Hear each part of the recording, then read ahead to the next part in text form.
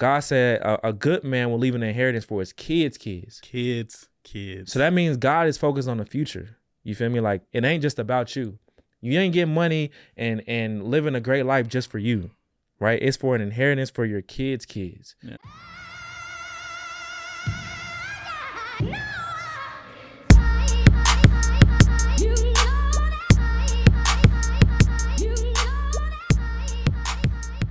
What up?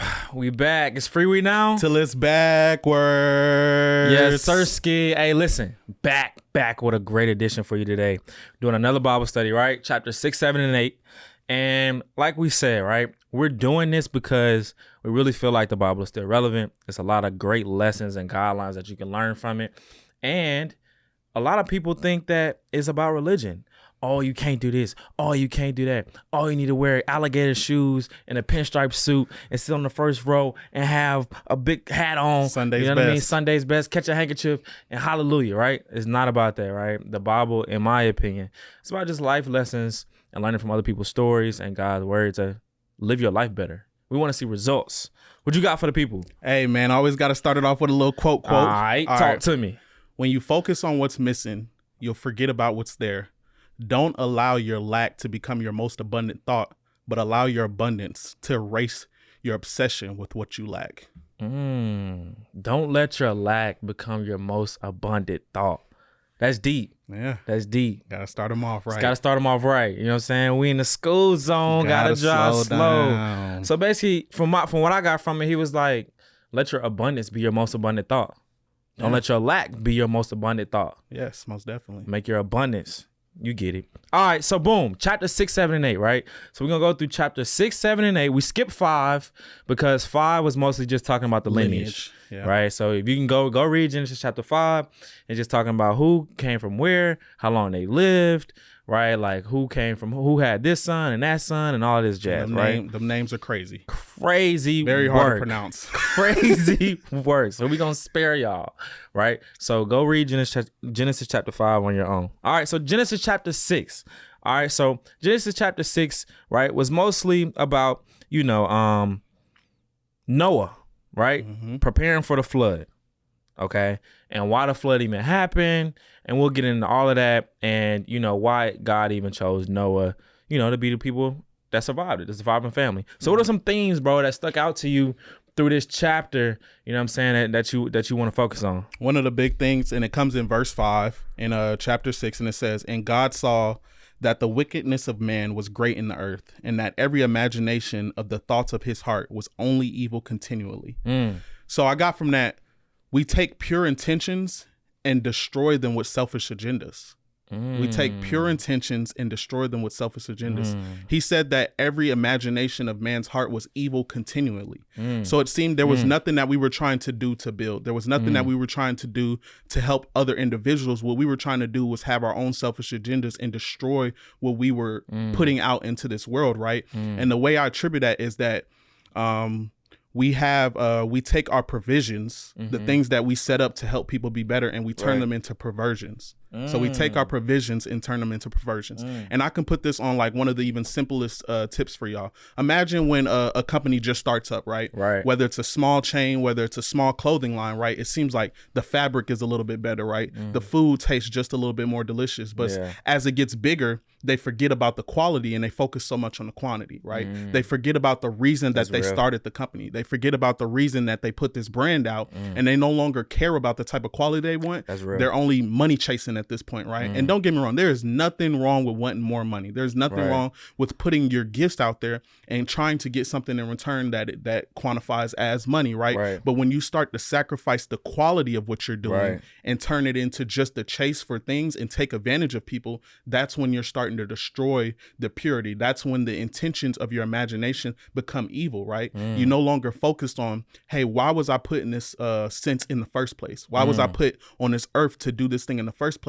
And you're so focused on all the evil things that can come of it that you forget about the thing that is really most important, and it's the gift, right? It's the imagining things that are greater. It's the imagining the things that are going to build you up. No, that's deep. You said provisions becoming perversions. Yeah. Right. And I think, right, on that note, right, the previous verse, you talked about verse 5. In verse 4, it says there were giants in the earth. Right. And in those days, when the sons of God came in unto the daughters of men, and they bare children to them. Right. The same became mighty men, which were of old, men of renown. Right. And so it's like, on that note, what you're saying is like these giants, who I didn't even realize this, there were angels, bro, coming down having children with humans. With humans, yeah. Right, which is crazy, right? And so with that mix, first off, it just like blew my mind. Even like, you hear about angels, right? But like, to think that like they're so real to the point that they can even reproduce, yet alone touch them. Yeah. But to the point that y'all can reproduce together is a crazy like observation that I caught in, and I'm like, yo, what? Yeah. Like, angels and humans having kids is wild, right? And so to your point, bro, it's like they became giants, like in stature. Yeah. So once you become so much focused on, like you said, the selfishness, bro, the provision. Okay, now I am a giant. My stature is huge. Physically, I'm imposing, right? Physically, I am I guess better than you, right? I can lift more, I'm stronger, I'm faster, right? I can beat you up, I can kill you, whatever, right? And so you get so much, so caught up into yourself that you forget the real mission. You forget your real purpose, right? And so that giantness of stature, right, in your life, what has God provided for you? Where have you, reached a certain status of success, or people are admiring you, especially through like social media, right? To where you feel like you're a giant. You know what I'm saying? To where like, even I'll say this, in every situation you can learn from, right? So I'm not attacking him, but I'm just observing and learning from the situation with Diddy, right? Yeah. To the point that he's become a billionaire, basically the status symbol for music industry and entertainment, to where now he felt like he was a giant. He was untouchable. Yeah. And he could do whatever he wanted. He can do whatever he wanted, right? And to the verse you pointed out, God saw that the wickedness of man was great in the earth. Whenever you start focusing on yourself and your stature and how big I am and how untouchable I am, normally, like in this verse, in this chapter, wickedness follows. Yeah. You know what I mean? So it's very interesting to see that, and we're seeing it in a physical sense, but also now in the Diddy situation, it being a status sense. Oh, I'm so big. Even with the Epstein case, right? Any like, you can learn from the fall of man, right? In any time period. And then now it's more so less physical, but more so social economic status, right? And so it's very interesting to see. And this is why I say that the Bible is so relevant, because the same things that are going on millions, thousands of years ago are still going on today. Bro, it's 2024. And you on CNN right now. Yeah. You know what I'm saying? So take heed to this and listen to it. What's a big thing that I took away? Well, actually two things from what Hasan said, right? Angels were coming down from heaven and having children with humans. First of all, that shows you how beautiful humankind is, not only to God, right, but his angels, right? We are something Facts. to be essentially desired. Like, they were coming down from heaven to have kids with us, and they made giants, right? But also that shows me, in the same thing he said, a lot of the people that he said are billionaires, or they're huge moguls in their environment. And it also shows you, the bigger you get, the more you have to focus and remember what your gift is and Facts. what is the importance of it, because Facts. it got you to that point. Right. And it seems like the bigger people get, they forget about the purpose of their gift. So they no longer care about what got them there or the important things they were doing to get there. But now they're so focused on everything that they've received from that gift, the gift gets drowned out, right? And like you said, they do these different things, and then when people finally get to see the insides, right, or people finally get to see what's under the covers, everybody's like, whoa, like, what is really going on, right? So that really always shows you, like, no matter how big you are, no matter how many people praise you, no matter how many followers you get, no matter how many people tell you they love you and you're doing so great, your gift is so important that you should not pervert it to get things out of it. Facts, bro. Facts.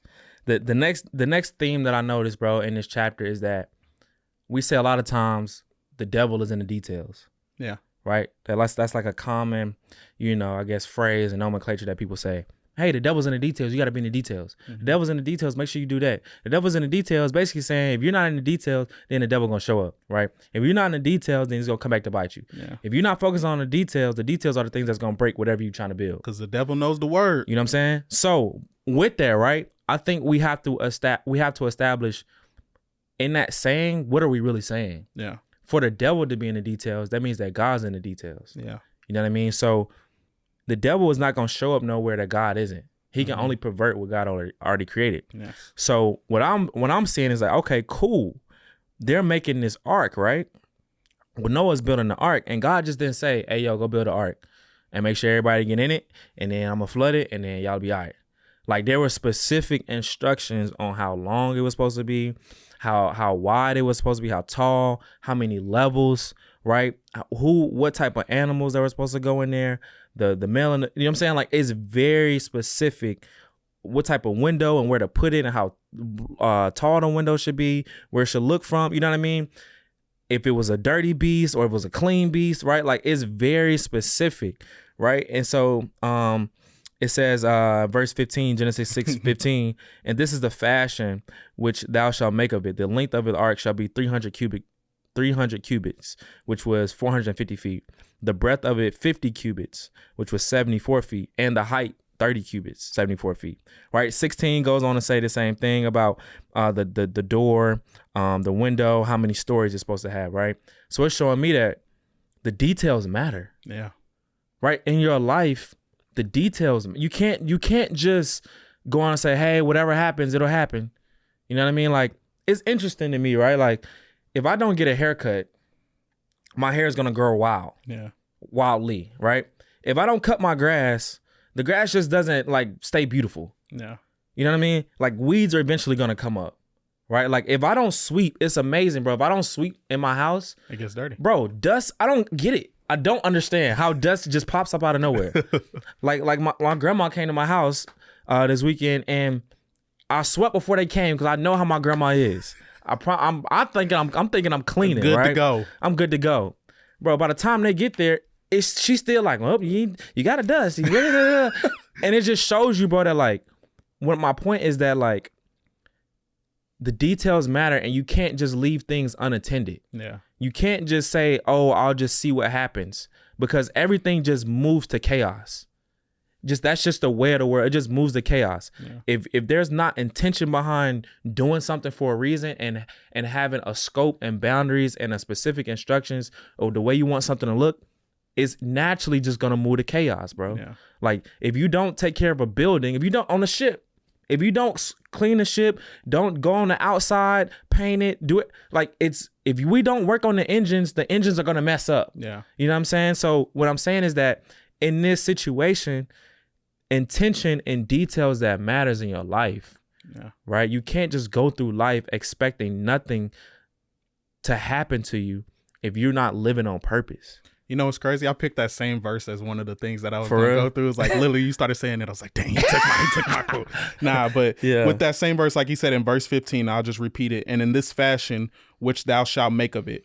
If you are not specific in your direction, you cannot be critical of the product. You can't. So if God is telling somebody down to the details how tall it should be, how wide it should be, what you should have on it, how it should look and everything like that, that means you have to do the same things when you're explaining to people, right? If you think the most powerful being in the entire world can do these certain things and explain to somebody, and you can leave out whatever details you want, you don't have it right in the head. You don't have the opportunity right.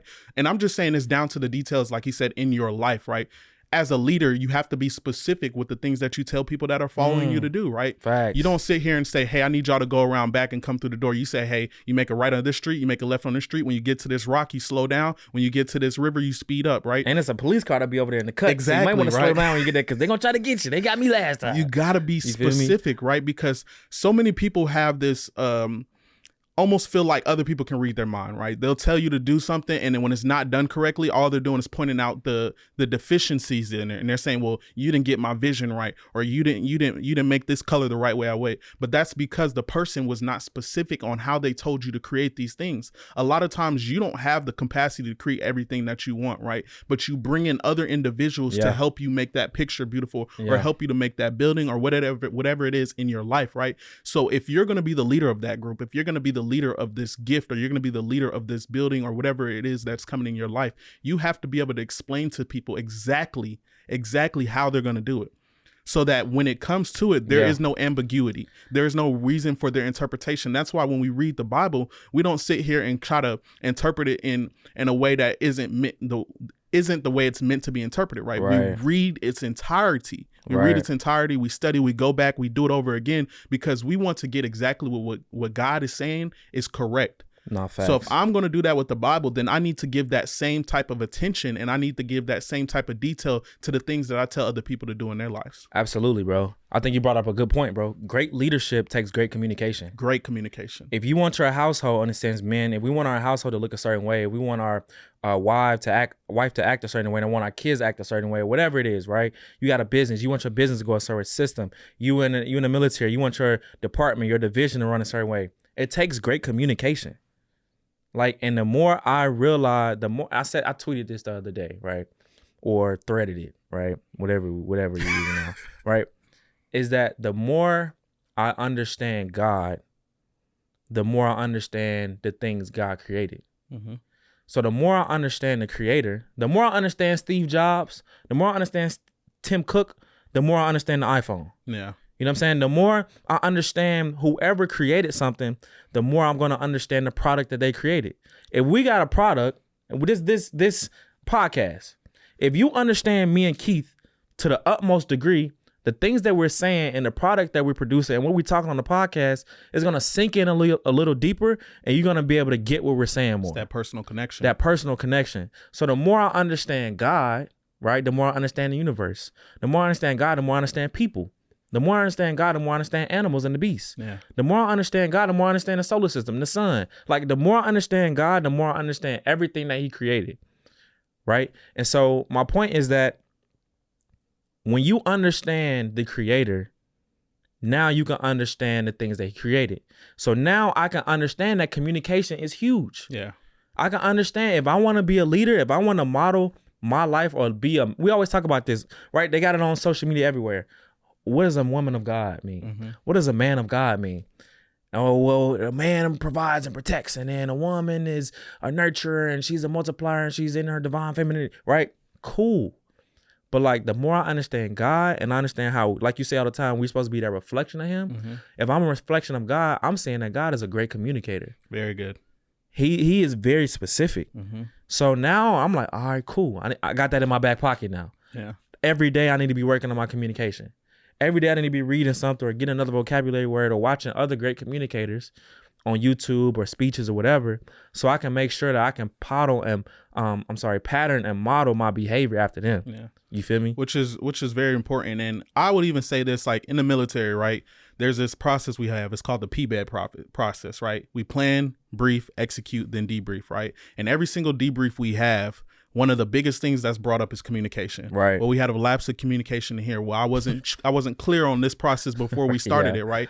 And a lot of things, when things go wrong, you can always bring it back to the communication piece, right? Mm-hmm. And one of the quotes that I heard is, the biggest mistake in communication is believing that it happened. Facts. Is believing that it's happened, not making it clear. A lot of times people hate hearing things over and over and over and over, but I promise you, if somebody tells you something 100 times, when it comes to that time to actually do it, you're going to know what to do correctly, right? But if somebody tells you one time, maybe even twice, and you're unclear, you're going to get to it and be like, what was that you said? Right. Hey, God, what did you tell me to do? Right. You have to communicate to the sense that you're almost, it's like bleeding out your ears, right? Because you're so tired of hearing it. Right. Because it's so important to understand what is being said in the direction that you are being given. Bro, even to the point where I just thought about this, how, like, say a person was climbing up a ladder, and we'd be like, man on ladder. Yeah. You'd be like, man on ladder I. Man off ladder. Man off ladder I. You know what I mean? Like, verbatim repeat backs. Yeah. So you know that, and even pilots do this to the utmost degree. I remember when we got a new captain, right? And he was a aviation type captain, right? Yeah. And so we weren't repeating verbatim what he would say. So he would say something, and then we were kind of used to the old captain, and then the new captain was like, I need to know that you heard everything I said. Yes. And at first, it was annoying, right? But then after a while, it's like we start making less mistakes and start feeling more comfortable, and everything ran smoother just because everybody was just on the same page. It was second nature. And you can catch something. I can be like, all right, left full rudder. And then you'd be like, hard left rudder. And I'd be like, that's not what I said. That's not what I said. So now I know that's not what I said because you repeated back something that wasn't what I said. Yeah. You know what I mean? So the next thing is that you said a great point, bro, to it's bleeding out of your ears. It brought me to this point that faith comes by hearing and hearing and hearing. Mm-hmm. You got to keep hearing and hearing and hearing it. Well, communication causes the hearing. Yeah. So you can't even have great faith or deep faith if you're not constantly hearing something that somebody communicated. Yeah. You feel me? So in order to have great faith and great belief in something, you have to hear it being communicated to you. First of all, specifically in a good way, and it has to be over and over and over and over and over. Yeah. So if you want to create, I'm thinking in my family, I want to have a family. I'm going to have, and with kids especially, you gotta tell them over and over. You got to tell them again, over and over and over and over and over. And it ain't till probably they get to college and you're not there no more, then your voice ring in their head. In their head. When something happens and they think exactly what you said. That happens all the time for me. Man, my pops told me that. Dang, my mom told me that. You know what I mean? Man, they said such and such and such and such. And you're like, all right, bet I got it though. Yeah. You know what I'm saying? So you have to do it. And women, I love y'all. But sometimes y'all don't listen, right? You're great. You don't listen, okay? sometimes you hear us, but you're not listening. Yeah. You know what I mean? And men too, we can be like, but we're probably not listening either, right? But as a whole, when you're listening and you hear it over and over, even a song, bro, the chorus, why is the chorus makes hits? Because you hear it so much throughout the song. The lyrics, you're going to forget. I guarantee, and that's why you go to a concert, everybody chanting the chorus. The lyrics come on. Everybody quiet. And my hands go up and they stay down and they stay. But you don't hear but you don't really, I couldn't even tell you the other lyrics in that song. Exactly. But when I hear, all I do is win, I know, now I know what's going on. Yeah. Right. So almost, bro, to have great faith, God's word has to be like the chorus. And that's also even helped me in life with names. One of the things that I thought was the worst they remember was names. People would tell me their names. I'd be like, hey, what's your name? They'd tell me and I would immediately forget. Right? Yeah. But now I'm trying to implement this thing. When somebody tells me their name, I repeat it back in a sentence, right? And then I'll keep calling them their name the whole time. No more of the bro, sis, yo, dog. I will just keep repeating their name over and over. And it just becomes second nature that I don't even have to think about it. My subconscious mind just knows exactly what to do. But going even further into this, right, one of the big things I wanted to point back is just going a little back in the verses is verse 8. But Noah found grace in the eyes of the Lord. I had that one too. Mind you, all right, we create our own notes and then we come to the pod and then we kind of see what each other got. Yeah. So go ahead. This is one of the biggest things, right? It says in the world, everyone was doing wrong except this one man. This one man was living a different life, right? And that even shows the importance of being an individual. Stop doing stuff just because everybody else is doing it. Right. Stop doing it because it's cool. Stop doing it because you feel like people are going to like you more. Right. The individuality is the thing that makes you who you are, right? It's and tough. Eventually everybody's going to get to know you based off the individuality. Tough. They're not going to remember just because you wore the most popular shoes. You make the shoes that you wear popular. Facts. You make the clothes that you wear popular. Right. You make the things you talk about popular, right? Because of your individualism. If Noah would have just went along with everybody, will we even be here? Will we even be here? Because he found grace in the eyes of the Lord. And I'm telling y'all right now, bro, the Lord don't play about what he talking about. When he's standing on business, he's standing on business. You feel me? No, it's not a joke when the Lord says something. But Noah's ability to understand what the Lord was saying, right? Having that constant listening, having that constant communication to the Lord, he was able to save everybody because he chose to do the right thing when everybody around him was doing the wrong thing. That I'm telling you, that individuality as a person and understanding that you don't have to do something just because everybody else is doing it will really make a big difference. It might even save everybody from dying. You may save the universe just because you listened. Yes. Like, all right, and this brought me to question. I'm like, okay, who is Noah? Like in a very previous chapter, in chapter 5, they give all these people. Exactly. I'm like, okay, like, why did you choose Noah though? Yeah. Like, why is it that you were like, that's my guy, right? Like, I got all these people to choose from, and these people are living 800 years, 900 years. So they had time to get it right. They, you know, they had time to get it right. You know what I'm saying? So when God actually flooded the earth, it ain't like, oh, well, should he give him a second chance? 800 years, 900 years, long time. And these generations living 800, 900 years. So 800 here, 800, 900 here, 900, 950, 970, like thousands of years. Bro, it's been a long time, bro, right? And so, like you said, verse 8, it said he found grace. I'm like, okay, cool. Oh, so you chose him because he found grace, but how did he find grace? And so I kept reading. The next verse says, and Noah walked with God. Walked with God. So I'm like, all right, hold on. We're doing Bible study now to like, so we can actually be familiar and walk from the beginning to the end. Mm-hmm. But just, catching things by chance, going to church, listening to different people, right? I hear that when God said it, or if it's in the Bible, that people walk with God, those end up being his favorite people. Mm-hmm. And so I'm like, okay, what does walk with God even mean? Like, how do you walk with God? You know what I'm saying? Like, even in the Garden of Eden, when Adam's messed up, God called him out because he was like, where are you? We normally walk right now. Yeah. Like, this normally our time we chop it up. Like, where are you? You know what I'm saying? So I'm like, all right, cool. I'm noticing all of these great men throughout the Bible, they walk with God. What does that look like that? I mean, what does that look like though? So I'm like, okay, cool. My favorite cousin, I'm like, hey, yo, come take a ride with me. You know what I'm saying? Like on the family reunions or like Thanksgiving, whatever. Hey, bro, let's go outside. Let's chop it up. Let's go take a walk. Walk. Let's go take a walk. Right? Not saying you get it. You get it. Right. but taking a walk allows for there to be a personal relationship there. Mm-hmm. When you go and walk with your spouse, right? Or you go and walk with your dude or your girl, right? You go and walk with your best friends and y'all go, you know what I'm saying, just chilling and chop it up. That's when that real relationship is established. It's communication being had. It's conversations being had. It's checkups. Yo, what's up, bro? How you doing? What's going on? What you struggling with? What are your wins? What are you excited about? Yeah. What's the latest and greatest in your life? Right? Like, or what's the deepest things that you have a problem with that you need some help with? Right? Those walks, bro, are like foundation builders to establishing a great relationship. So essentially, what I'm getting at is, why did God choose Noah?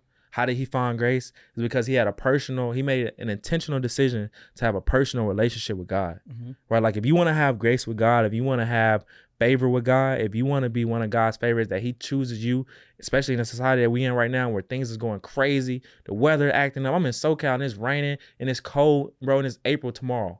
Monday. Like, something's going on. Yeah. You know what I mean? So it's like the weather is crazy, animals behaving differently, right? Social media is in shambles. We got robots now. AI is taking jobs. The future is here. We got flying cars, right? We don't even need wallets anymore. We just wave our hand, right? In stores, bro, the future is now. What I'm getting at is that in a society like this, like Keith said, how do you stand out to God?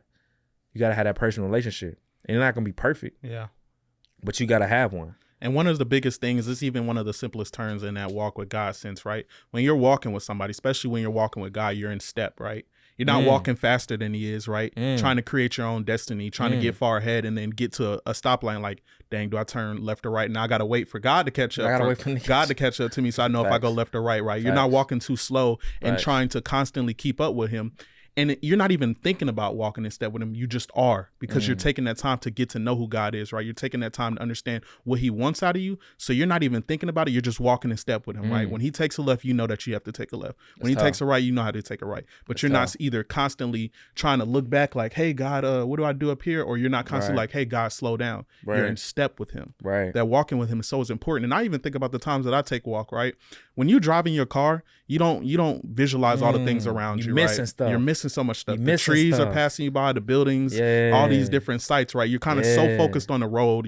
You're driving fast, driving slow, whatever, right? But when you're walking, you got time to hear sounds that you didn't hear before. You got time to see sights. Like, you walk past a tree, like, yo, I didn't notice this tree had this type of color on it, right? Facts. That walking sense kind of takes takes you out of that realm of being stagnant, and you start to honestly explore, right? And when I mean walking, don't be walking with music. Sometimes just go out and just take a Facts. stroll.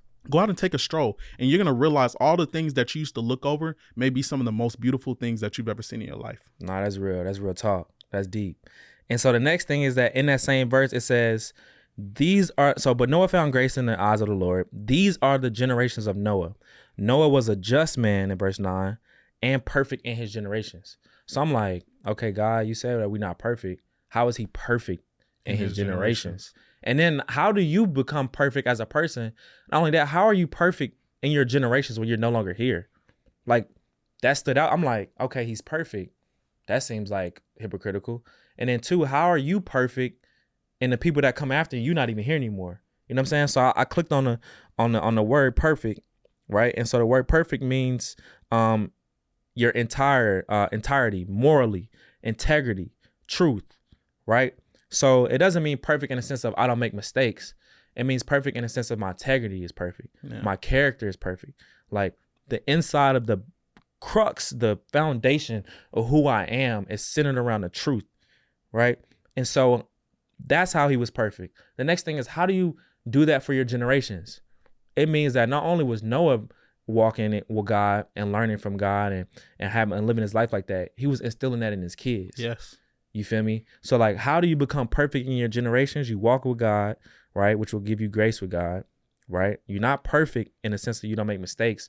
You're perfect in the sense of your character, your foundation, your integrity, your truth. How you walk in your life, right, is centered around the truth, right? The truth, not your truth, the truth, right? And then you instill everything that you learn and everything that you're growing with and improving on, and you're instilling that in the people that come after you. Yeah. You know what I'm saying? That's huge. Like, God said a good man will leave an inheritance for his kids.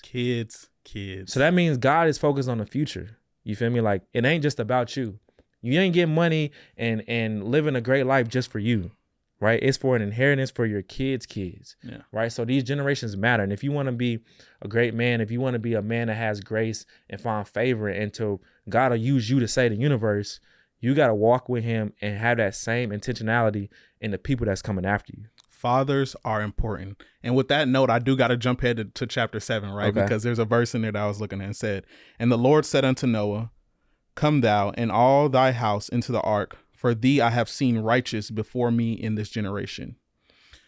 It shows me that if you have a weak household, it's because it's led by a weak man. Ooh, hold on, we're in the school zone. We gotta drive slow. If you have a weak household, it's because it's led by a weak man. If your household's in shambles, everybody's struggling, nobody knows what's right or what's wrong, people going to jail, people doing wrong, they doing all this stuff, it's because it's not led by a strong man. Fathers are important. Men are important in the household, right? If you got a house completely led by a man, it's incomplete. If you got a house completely led by a woman, it's incomplete, right? But it does start with the father, right? And of course you have to have the woman in there, right, as well.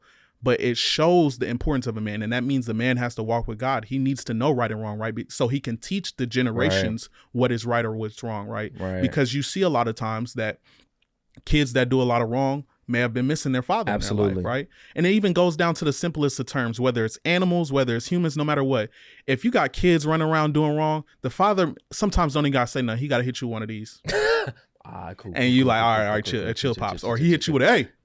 And everybody knows what the A means without direction, right? It brings people back to, you know what I'm saying? Hey, don't do that. It brings people back to their roots of, you know what, let me obey my father, right? And if the father isn't walking with God, then he's leading you in direction that isn't right.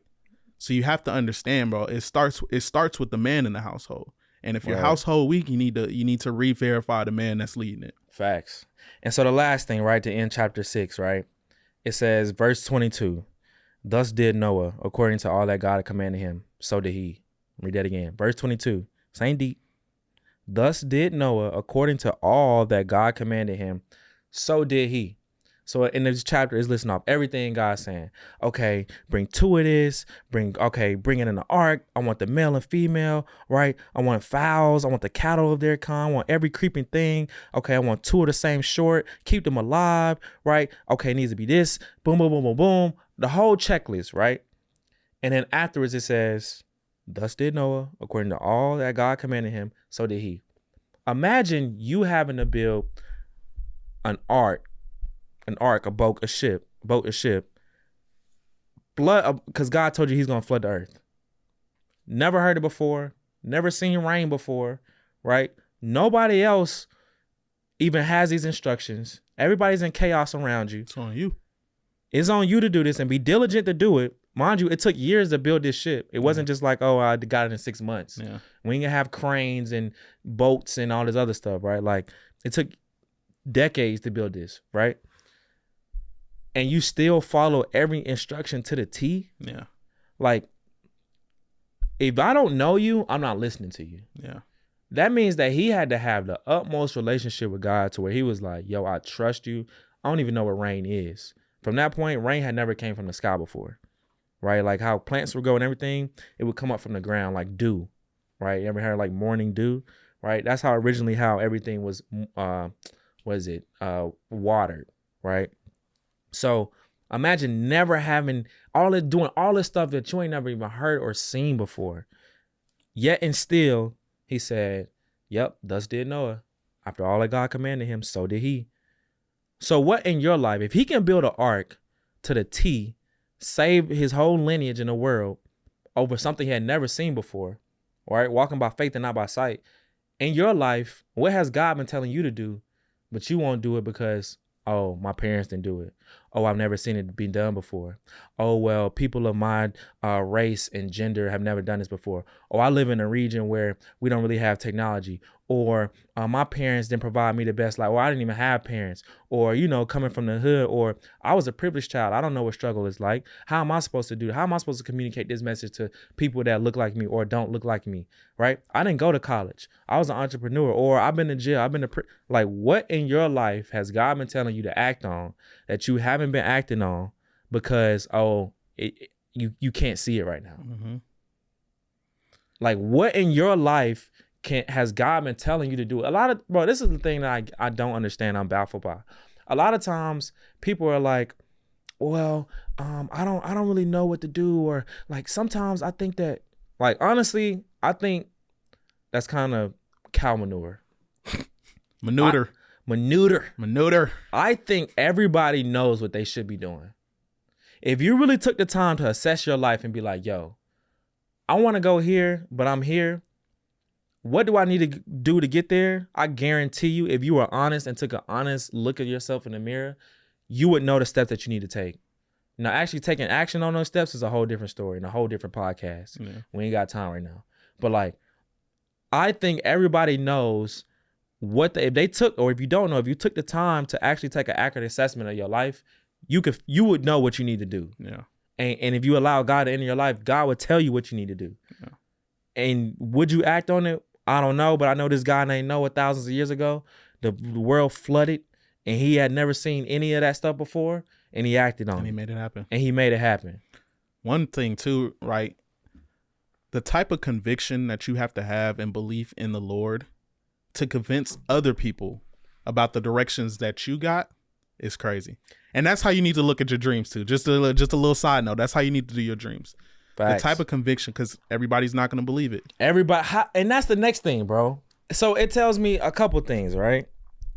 Noah had to be that dude. He had to.